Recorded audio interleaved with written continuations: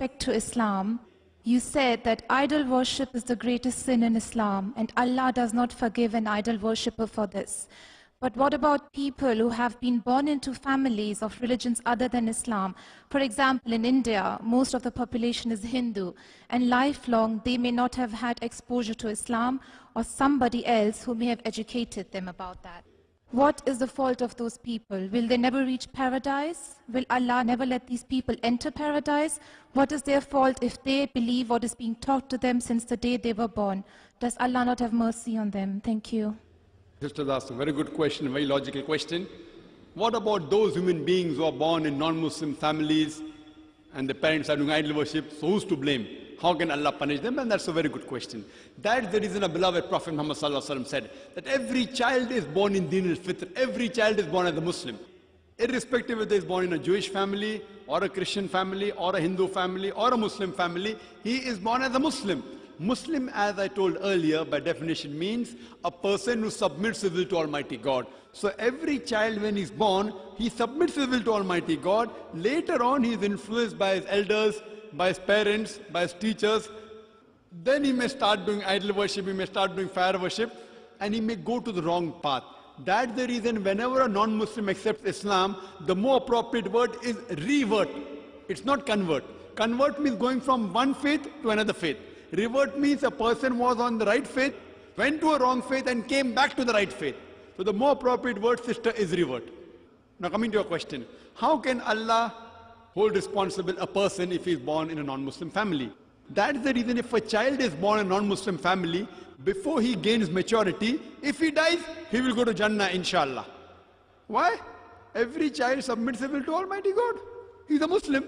He may have a Hindu name or a Christian name, John, Ramu, it doesn't make a difference. But as long as he's a child, and if he dies as a child, sister, that child will go to Jannah, irrespective whether he's born in a Muslim family or non-Muslim family. Later on, when a child grows up and he becomes an adult, then it is his responsibility what he does. That's the reason if a child commits a crime, the court is lenient. When he becomes an adult, then he cannot say that my father taught me to rob, therefore I'm robbing. If a child grows up at the age of 22, and if the police catches him after robbing, he cannot say that my father taught me to rob, therefore I'm robbing. Will the judge let him go? If he's a child at the age of 5, the judge may say, fine, he's a child, he hasn't attained maturity. But once he becomes an adult, and then if that adult tells the judge that I'm robbing because my father taught me to rob, he will not be excused. Everyone is responsible for his or her own deed. Now once a person becomes an adult, it's the duty of that adult to find the truth. It's the duty of us Muslims to convey the message to the non-Muslim.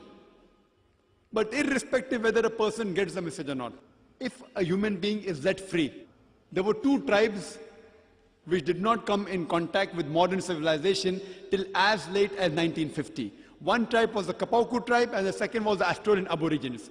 These 2 tribes did not come in contact with modern civilization till as late as 1950. And when researchers went and tried to find out what was their way of life, it was nothing but Islam. But they didn't call themselves Muslims. They believed in one God. They believed that God had got no images. He had no idols. They prostrated when they worshiped God. It was everything of Islam but in name. So if a child is not given any external influence, he submits his will to Almighty God and remains on that path. Now once a person becomes an adult, it's the duty of us Muslims to convey the message of Islam. If we do not convey, Allah will hold us responsible. He'll hold us responsible. But irrespective whether we do the job or not, we'll be responsible. But Allah says in the Quran, in Surah Fussilat, chapter number 41, verse number 53, Sanurihim ayatina fil afaqi wa fi anfusihim hatta yatabayyana annahu al-haq. That soon we shall show them our signs in the furthest regions of the horizons and into their soul until it is clear to them that this is the truth. Allah has taken upon himself that he will directly convey this message to every human being himself. So if a Muslim does his job or not, whether we have good examples or bad examples, Allah will directly put in the heart of every human being, whether Muslim or non-Muslim, about the truth about one God. So once the message comes, that human being may follow, may not follow.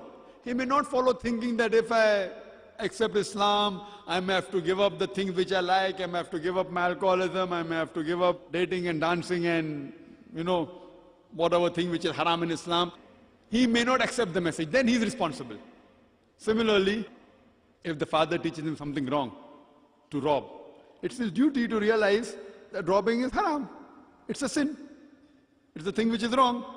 He cannot go and tell the judge that because my father taught, therefore I'm robbing. Similarly, here when Allah directly puts the message into the heart of every human being about the haqq, about the oneness of God, and the idol worship is prohibited, yet if the individual continues, he or she is responsible. So on the day of judgment, therefore Allah says that no non-Muslim will ever object to the justice of Allah. Because your organs will give witness about you. Your eyes, your hands will speak about you.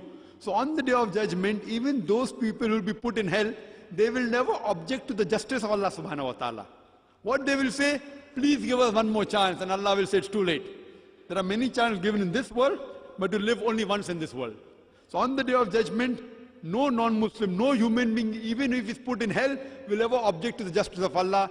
He'll only say that please forgive me, and it will be too late. Whatever is there in this world, as Allah says in Surah Mulk chapter 6 and verse number 2, is a test for the hereafter. Hope that answers the question, sister.